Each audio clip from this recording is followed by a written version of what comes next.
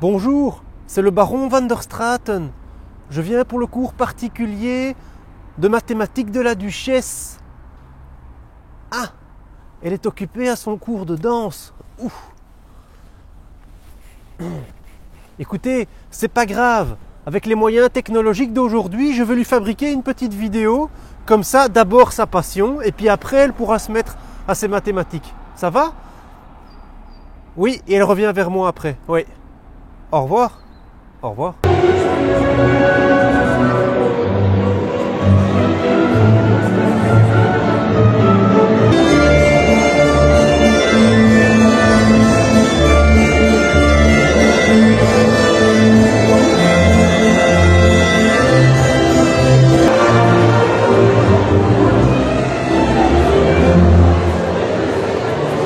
Duchesse.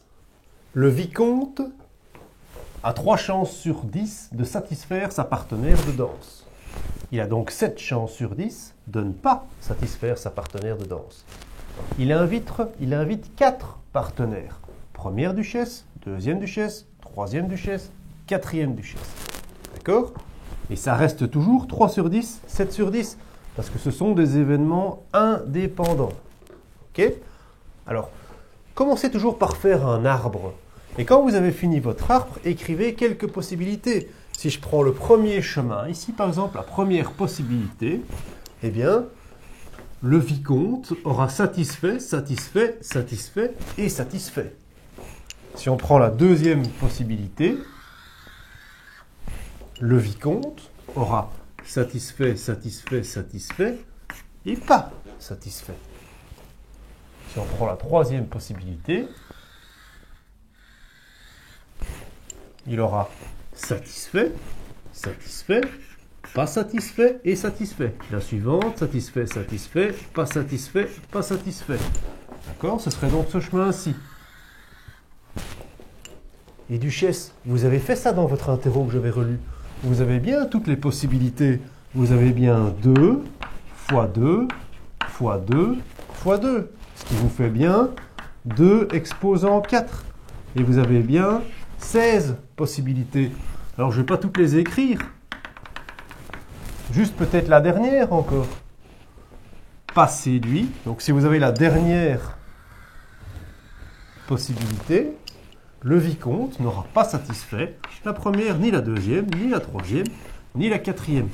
Eh bien, tout ceci, c'est ce qu'on appelle votre catégorie d'événements. Et la première question qu'on vous demande, c'est quelle est la probabilité que le vicomte satisfasse au moins une partenaire. C'est ça la première chose qu'on vous demande. Quelle est la probabilité qu'il satisfasse au moins une partenaire? En regardant votre interrogation, j'ai constaté que vous aviez fait ceci. Vous avez dit, ça c'est le seul moment où il a satisfait personne. Donc, vous êtes dit à juste titre, par les événements contraires, que c'était tout ceci, votre réponse. Et comme vous aviez trouvé 16 possibilités, ce que vous avez fait, eh bien, vous avez dit que tout ceci représentait 15 16e. Puisque ceci, c'était 1 16e. Et donc, votre réponse a été 15 16e. Vous avez mis ça en pourcent, vous étiez à 90 et quelques pourcents. Désolé, duchesse, mais ça c'est faux. C'est totalement faux. Vous devez barrer cette idée. Pourquoi? Parce que votre idée ici fonctionne uniquement si les événements sont équiprobables. Donc ça, c'est chaque fois des événements. Alors, équiprobable, ça veut dire quoi? Ça veut dire que chaque, ici, événement aurait la même probabilité. Pensez équilatéral, un triangle qui a les mêmes longueurs de côté. Donc ici, équiprobable, eh bien, que les probabilités soient les mêmes. Eh bien, en réalité, duchesse, ceci, ça n'a pas la même probabilité que celui-là, que celui-là, que celui-là. Elles sont différentes. D'accord? Donc ça, les événements ne sont pas équiprobables, et donc ça, vous ne pouvez pas faire 15 sur 16. Ça ne marche pas. Donc, qu'est-ce que vous devez faire? Par contre, vous avez bien raison quand vous aviez dit que tout ceci, tout l'ensemble, c'est 100%. Ça, c'est 100% des possibilités. Donc, si vous faites toutes les possibilités et que vous enlevez celle-ci, l'idée est bonne. C'est ce qu'on appelle bien les événements contraires. Donc, vous avez 100%, toutes les possibilités, moins la probabilité du dernier. Pas séduit, pas satisfait, pas satisfait, pas satisfait. OK? Alors, ceci, comment vous calculiez ça? C'est bien la loi du produit. Hein. Vous avancez horizontalement, vous faites bien une loi du produit, et pas satisfait, donc c'est 7 dixièmes, fois 7 dixièmes, fois 7 dixièmes, fois 7 dixièmes.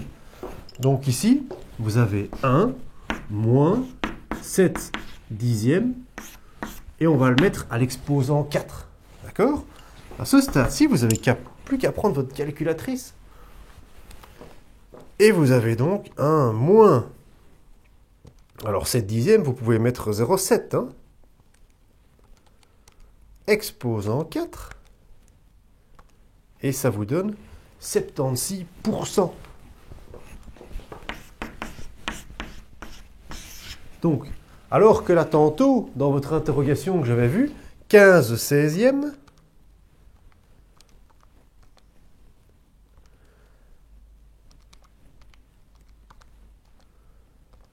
vous aviez 94%.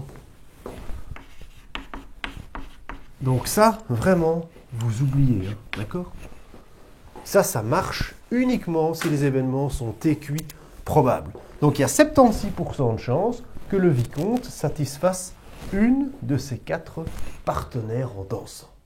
Combien de partenaires le vicomte doit-il inviter pour avoir au moins 95% de chances de satisfaire au moins une partenaire? Satisfaire au moins une partenaire, on l'a déjà fait, duchesse, c'est tout ceci, c'est cette phrase-là, d'accord? Donc on avait déjà fait tout ce calcul. Sauf qu'ici, on avait 4 partenaires. Maintenant, on demande combien est-ce que le vicomte doit en inviter. Donc, ce n'est pas 4. Ça devient une inconnue. Le 4 devient un n. Notre inconnu. D'accord? Donc, on va pouvoir écrire 1 moins 7 dixièmes. Exposant, on ne connaît pas, c'est notre inconnu. Hein. Supérieur ou égal à 95%. Ouh. Il va devoir en inviter pas mal, hein. Mais combien exactement? Alors, très facile. Ici, qu'est-ce que vous pouvez faire? Vous faites passer le 1 de l'autre côté. Donc, ça vous donne moins 7 dixièmes, exposant n, est plus grand ou égal. 95%, vous pouvez le transformer. 95%, c'est 0,95. Le 1, vous le faites passer de l'autre côté, moins 1. Donc ça vous fait moins 0,05. D'accord? Alors ici, ce n, ce moins, vous voulez le faire partir. D'accord? Alors comment le faire partir? Ben, vous divisez simplement par moins 1 ici et par moins 1 là. Mais duchesse, rappelez-vous de quelque chose. Quand vous aviez par exemple, vous avez vu ça il y a quelques années, 2 est plus petit que 3. On ne va pas se disputer pour ça.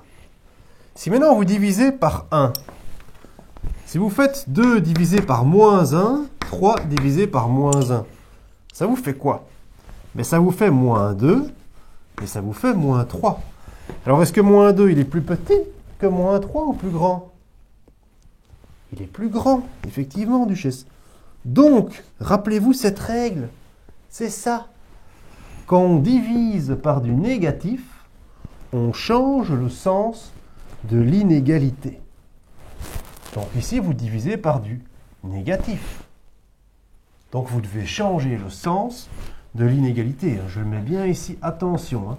le plus grand devient plus petit. D'accord? Donc 7 dixièmes exposant n égale à 0,05. D'accord? On a divisé par du négatif. Si je divise par du négatif, je change le sens de mon inégalité. Alors, pour faire partir le n, vous utilisez le logarithme. Logarithme, donc vous faites log de chaque côté, log 0,7 exposant n, plus petit ou égal à log 0,05. Vous pouvez mettre log de chaque côté, ça ne change rien. Vous aviez une propriété de logarithme, le n qui est ici va passer devant, donc vous avez n fois log de 0,7 est plus petit ou égal à log de 0,05. Vous voulez votre n tout seul. Donc vous allez faire passer ceci de l'autre côté. Ça vous fait n est plus petit ou égal à log de 0,05 divisé par log de 0,7.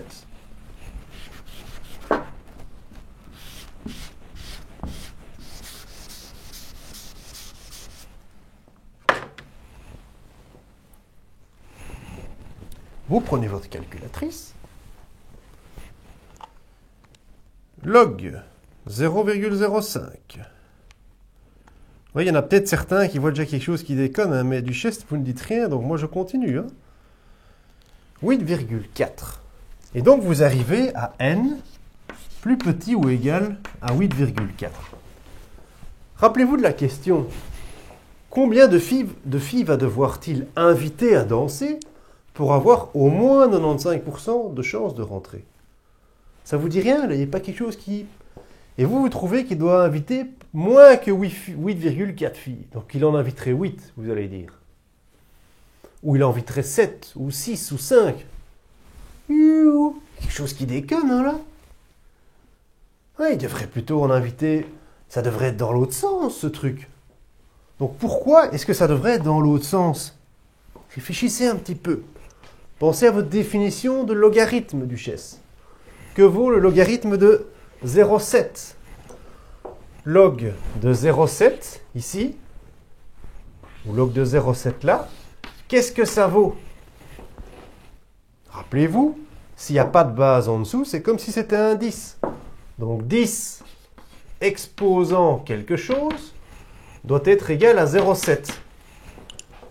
Alors si c'est 2, ça fait 100, tatati, ça ne va pas. Donc qu'est-ce que c'est? Si vous ne savez pas, vous prenez votre calculette, duchesse. Vous écrivez tout simplement log de 0,7. Et ça vous donne moins 0,15.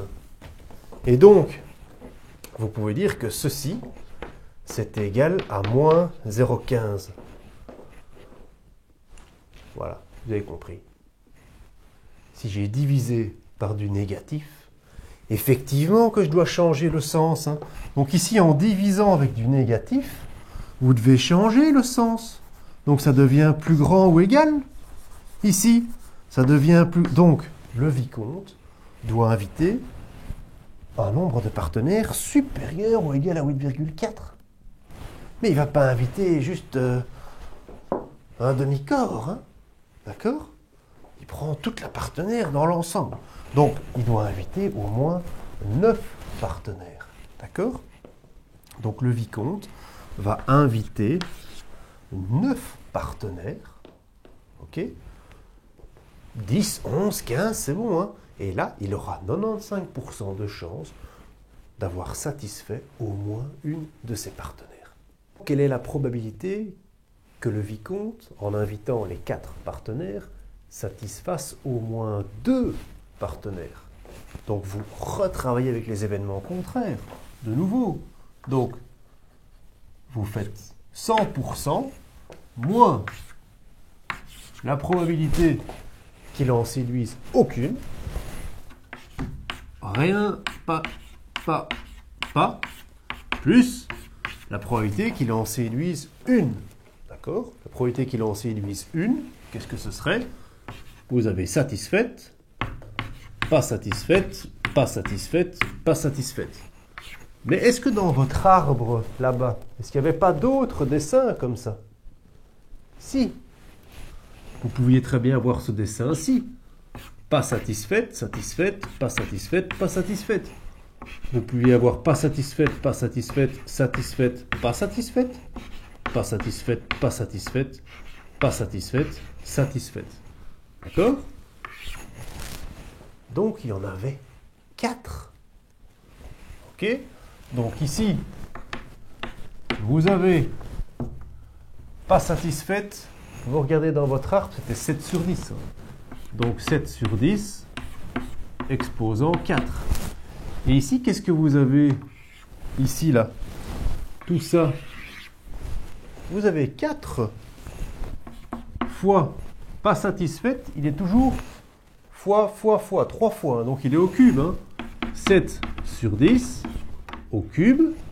Et chaque fois, une satisfaite. Hein. Tout ça ici, c'est chaque fois une fois satisfaite. Hein. OK? Donc, 3 sur 10. Exposant 1. Alors, vous prenez votre calculatrice et vous faites ça. 1 moins 0,7 exposant 4. Mais vous mettez les parenthèses. Hein. Oui, oui. 0,7 exposant 4 plus 4 fois 0,7 au cube fois 0,3. Et vous trouvez quoi?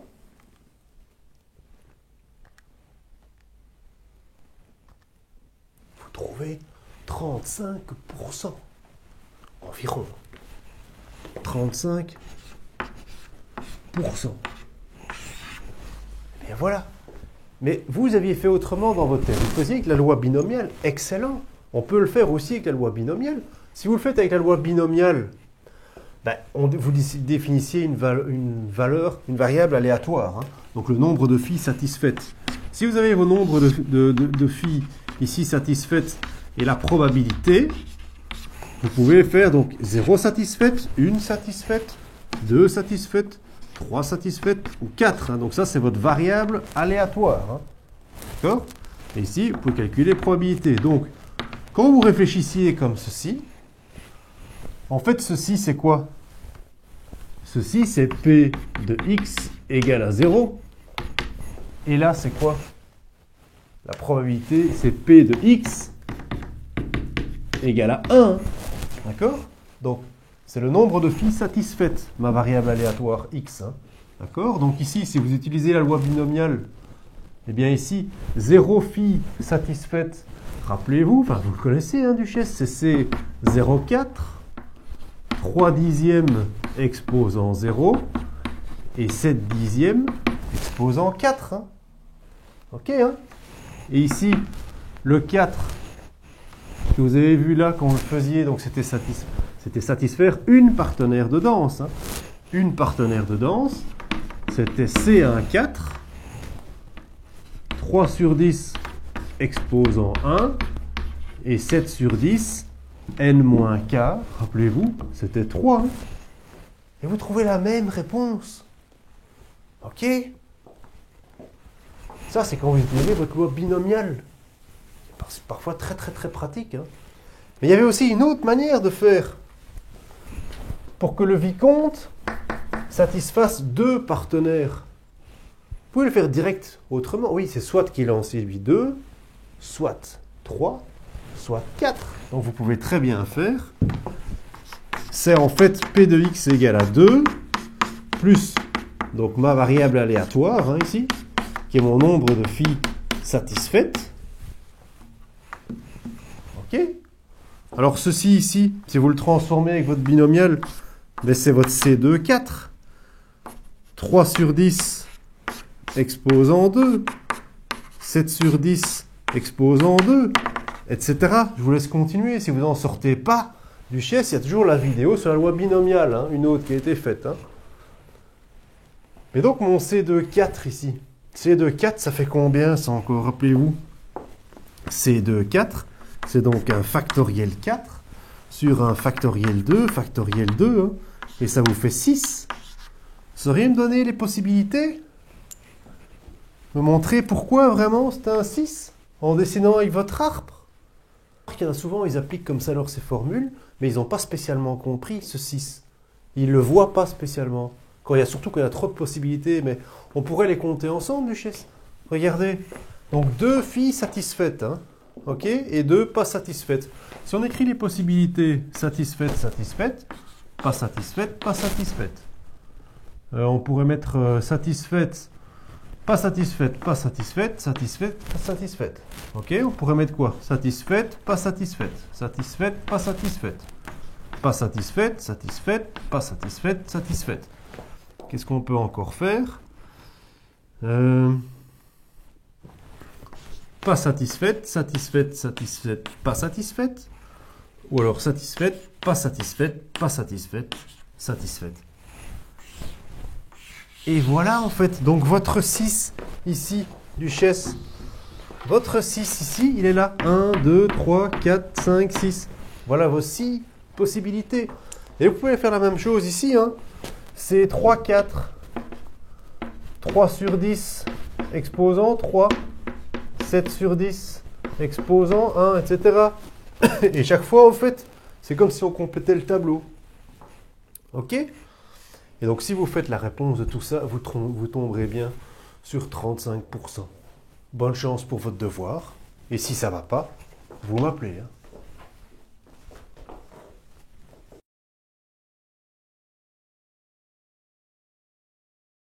Juste petite parenthèse pour vous montrer qu'on peut faire cette loi binomiale avec GeoGebra. Vous allez dans Probabilité. Dans Probabilité, vous n'allez pas sur la normale, mais vous choisissez la binomiale. Et là, on avait 4 partenaires à danser. Regardez les réponses qu'on avait trouvées avant. La probabilité du succès, c'était 0,3. Et donc, séduire au moins une fille, c'était avoir un x, une variable aléatoire, plus grand ou égal à 1. Alors, plus grand ou égal à 1, on va aller ici. X plus grand ou égal à 3, vous écrivez 1.